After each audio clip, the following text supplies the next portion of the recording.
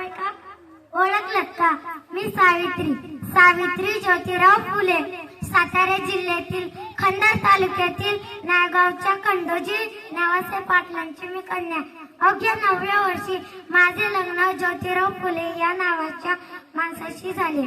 आता हळूहळू मला कळायला लागलं की ज्या माणसाशी माझे लग्न झाले तो सर्वसाधारण नाही, तर या संपूर्ण जगाला ऊर्जा देणारा एक क्रांती स्टोरी आहे. त्यावेळी बायांना उमरा ओलांडायची पद्धत नव्हती.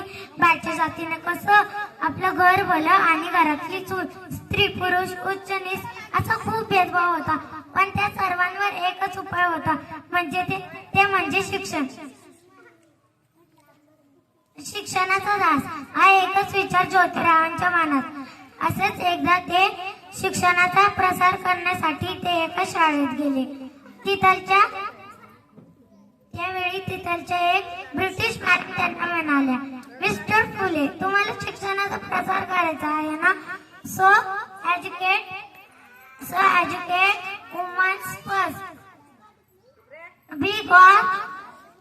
because women educated to whole house.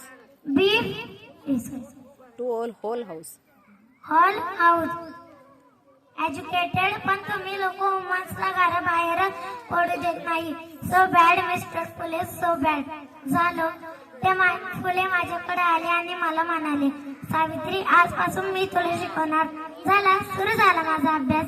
बे के बे, बे दोन्ही 4, बे त्रिक 6, आकार उकार वेल्यांट्या सार मी लिहायला शिकले, वाचायला शिकले. अशातच 1 जानेवारी दिनांक 1 जानेवारी शनिवार 1848 रोजी पुण्यातील भिडेवाड्यात आम्ही मुलींची धर्मीय पहिली शाळा सुरू केली. मी पहिली स्त्री शिक्षिका आणि मुख्याध्यापिका झाले.